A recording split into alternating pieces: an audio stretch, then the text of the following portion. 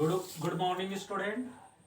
In my previous video, when I was talking about the Bismillah Khan, I had taught that Bismillah Khan was a well-known musician. He had got mastery over Shehnai, and he had made famous this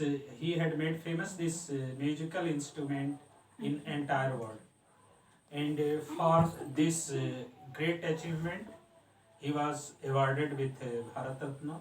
He was the symbol of Ganga Jamuna Tehzeeb.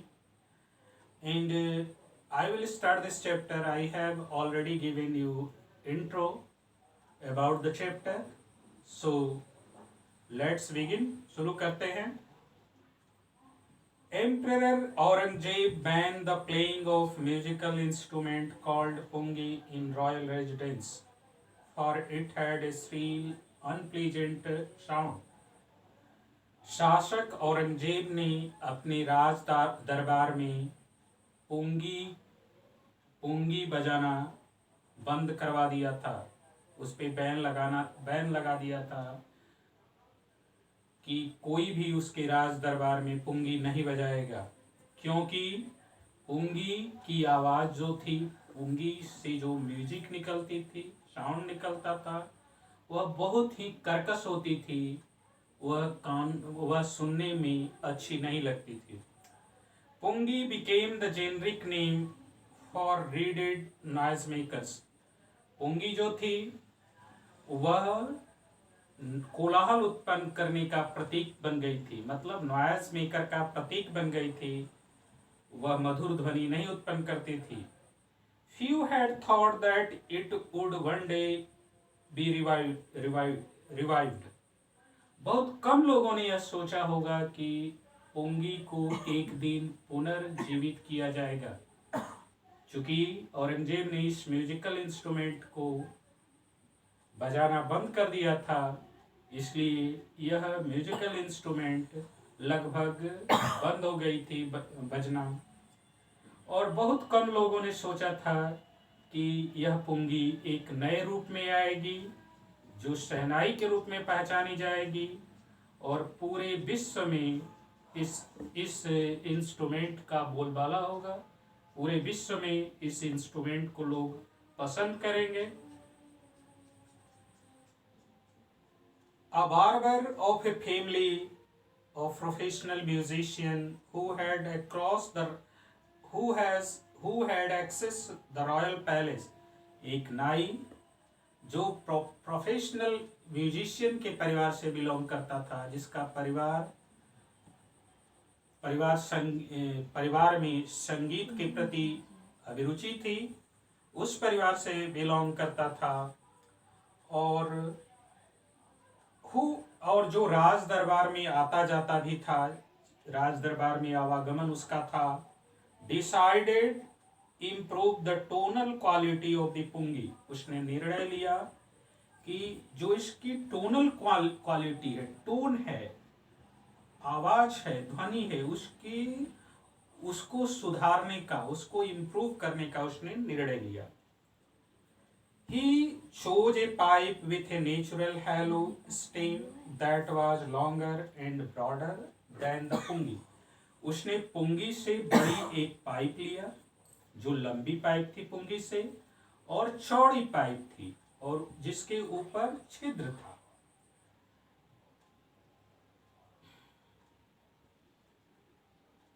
And made 7 holes on the body of the pipe. और उस pipe में उसने, उस pipe के body पे ऊपर 7 छिद्र बना दिया.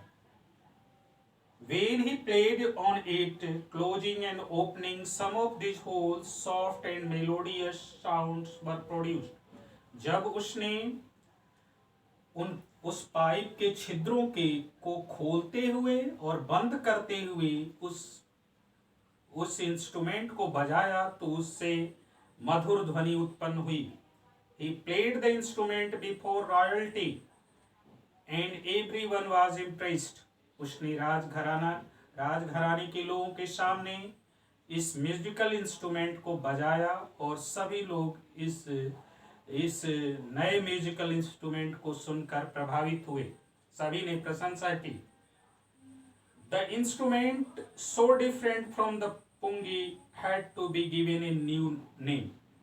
चूंकि इंस्ट्रूमेंट या जो नया इंस्ट्रूमेंट था जिसने उस नाई ने इम्प्रूव करके बनाया था, पुंगी को इम्प्रूव किया था, वह पुंगी से डिफरेंट था, बहुत डिफरेंट था, इसलिए इसे एक नया नाम दिया गया। As the story goes, since it was first play in the Shah's chamber and was played by a nai, the instrument was named the shehnai. चूंकि कहानी कहा यह जाता है कि इस नए म्यूजिकल इंस्ट्रूमेंट, इस नए वाद्य यंत्र की खोज एक नाई द्वारा की गई थी और यह सर्वप्रथम शाह, मुगल बादशाह शाह के दरबार में बजाई गई थी, इसलिए इसका नाम शहनाई रख दिया गया, शहनाई हो गया।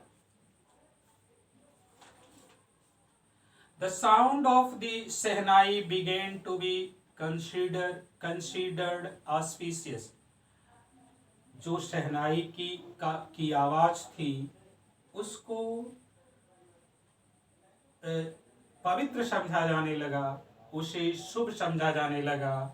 And for this reason it is still played in temples and is indispensable component of any North Indian wedding।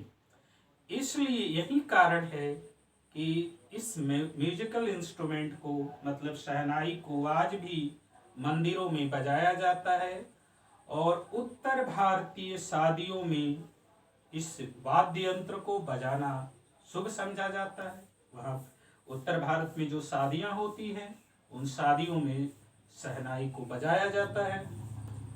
In the past shehnai was part of नौबत और traditional ensembles of nine instrument found a royal courts। विगत में शहनाई जो 9 प्रमुख वाद्य यंत्र थे, music थी, उसमें शहनाई का भी प्रमुख स्थान था। रॉयल कोर्ट में, राज दरबार में जो म्यूजिकल इंस्ट्रूमेंट बजता था उसमें 9 म्यूजिकल इंस्ट्रूमेंट बजता था, उसमें शहनाई का भी स्थान प्रमुख था। Till recently it was used only in temples and weddings. हाल तक यह म्यूजिकल इंस्ट्रूमेंट केवल मंदिरों में बजाया जाता था और शादी समारोहों में बजाया जाता था। The credit for bringing this instrument onto the classical stage goes to उस्ताद बिस्मिल्लाह खान। इस म्यूजिकल इंस्ट्रूमेंट को क्लासिकल स्टेज पे, मतलब क्लासिकल म्यूजिक में स्थान दिलाने का श्रेय शहनाई वादक उस्ताद बिस्मिल्लाह खान को जाता है। उन्होंने इस म्यूजिकल इंस्ट्रूमेंट को इतना ब्यूटीफुली बजाया और इतना मधुरतम ढंग से बजाया, इतना अच्छे ढंग से बजाया कि यह म्यूजिकल इंस्ट्रूमेंट क्लासिकल म्यूजिक की श्रेणी में आ गया, क्लासिकल म्यूजिक की श्रेणी में पहचाना जाने लगा। As a 5-year-old, Bismillah Khan played gilli danda near a pond in the ancient state of Dumraon in Bihar। एक बच्चे के रूप में, एक बालक के रूप में बिस्मिल्लाह खान गिल्ली डंडा खेला करते थे डुमरांव के प्राचीन रियासत में एक तालाब के किनारे। बिस्मिल्लाह खान डुमरांव रियासत में एक गांव में तालाब के किनारे जब वो बच्चा थे तो गुल्ली डंडा खेला करते थे। He would regularly go to nearby Bihari ji temple to sing the Bhojpuri Chaita. वह नजदीक के बिहारी टेम्पल में रोज चैता गाने जाते थे। At the end of which he would earn a big laddu weighing 1.25 kg। जब वह चैता समाप्त होता था तो उन्हें पुरस्कार स्वरूप एक बड़ा लड्डू मिलता था जिसका वजन 1 किलो 25 ग्राम होता था। A prize given by the local महाराजा, स्थानीय महाराजा द्वारा उन्हें पुरस्कार भी दिया जाता था। This happened 80 years ago। यह 80 साल पहले हुआ। And the little boy has traveled far to earn the highest civilian award in India, the Bharat Ratna. यह बहुत पहले की बात है और यही नन्हा सा बच्चा, यही छोटा बच्चा अपने जीवन में मुकाम पे मुकाम हासिल करता गया और उसे एक दिन भारत का सर्वोच्च नागरिक सम्मान भारत रत्न दिया गया। Born on March 21, 1916, Bismillah belongs to a well-known family of musicians from Bihar। Bismillah Khan का जन्म 12 मार्च 1916 को हुआ था। वह बिहार के एक प्रसिद्ध संगीत परिवार से संबंधित थे, बिलोंग करते थे। वह बिहार के एक प्रसिद्ध संगीत घराने से बिलोंग करते थे। His grandfather Rasul Baks Khan was the Sehnai Nawaz of the Bhojpur King's court. उनके जो ग्रैंडफादर थे जिनका नाम रसूल बख्श खान था, वह भोजपुर के राजा के दरबार में सहनाई वादक थे। His father पैगंबर बख्श and other paternal ancestors were also great shehnai players। उनके पिताजी पैगंबर बख्श और जो पूर्वज थे वह भी प्रसिद्ध शहनाई वादक थे। The young boy took the music early in life। यह छोटा सा बच्चा म्यूजिक को अपनी जिंदगी के शुरुआती दिनों में ही अपना लिया। At the age of 3, when his mother took him to his maternal uncle's house in Benares, जब 3 साल की अवस्था में उनकी माँ उसे बनारस में अपने अंकल के पास ले गई। बिस्मिल्लाह was fascinated watching his uncle practice the शहनाई। बिस्मिल्लाह मंत्रमुग्ध हो गया अपने मैटरनल अंकल को शहनाई बजाते हुए देखते। जब मैंने उसके मैटरनल अंकल शहनाई बजा रहे थे तो बिस्मिल्लाह खान जो उस समय बच्चे थे लेकिन वो उस शहनाई की ध्वनि के प्रति आकर्षित हो गए, मंत्रमुग्ध हो गए। Soon Bismillah started accompanies his uncle Ali Baks to the Vishnu temple of Varanasi where Baks was employed to play the शहनाई। जल्दी ही बिस्मिल्लाह खान ने अपने चाचा अली बख्श के साथ जाना शुरू किया विष्णु टेम्पल, जहाँ पे उसके चाचा को शहनाई बजाने के लिए नियुक्त किया गया था। मतलब बिस्मिल्लाह खान के चाचा अली बख्श जो बनारस स्थित विष्णु टेम्पल में शहनाई बजाने जाते थे, उनके साथ बिस्मिल्लाह खान ने भी जाना शुरू किया। Ali Baks would play the Sahnai and Bismillah would sit captivated for hours on end। Ali बख्श शहनाई बजाते थे और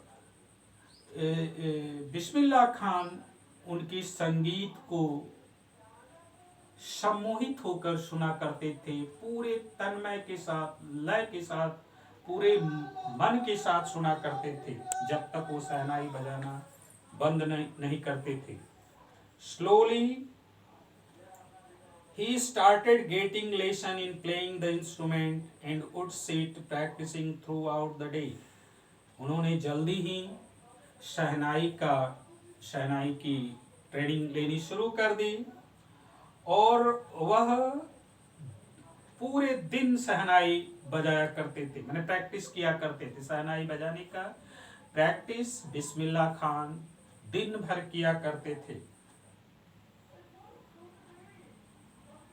For years to come, the temple of Balaji in Mangla Mai in the bank of the Ganga became the young apprentice's favorite haunt where he could practice in solitude। वह वर्षों तक प्रसिद्ध बालाजी मंदिर में और मंगला मैया मंदिर में और गंगा के घाटों पे शहनाई बजाने का प्रैक्टिस किया करते थे। The flowing waters of Ganga inspired him to improvise and invent ragas that were earlier considered to be beyond the range of शहनाई। गंगा के बहते जल इस प्रसिद्ध संगीतकार को नए राग उत्पन्न करने के लिए प्रेरित करते थे जो पहले शहनाई के क्षेत्र से बाहर समझा जाता था। मतलब जो राग शहनाई पे बजाए जाने वाला नहीं समझा जाता था, इस यंग म्यूजिशियन ने अपने डिवोशन से, अपने समर्पण से उसने शहनाई के परिधि में लाकर खड़ा कर दिया और गंगा का पवित्र, शांत और प्रवाहित जल उसे नए राग उत्पन्न करने में, नए रागों की खोज करने में मदद करता था। First part I have completed. Till then, goodbye, thank you.